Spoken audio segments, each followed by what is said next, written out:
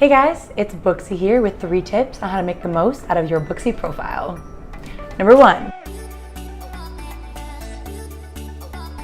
add photos of your business, of your shop, your team, and most importantly, yourself.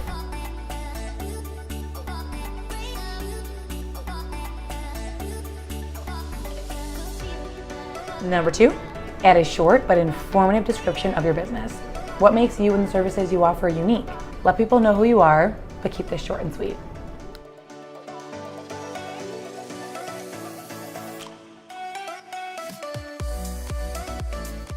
Last but not least, number 3, do not forget to add portfolio photos of your work. This is your time to brag, so show people what you got.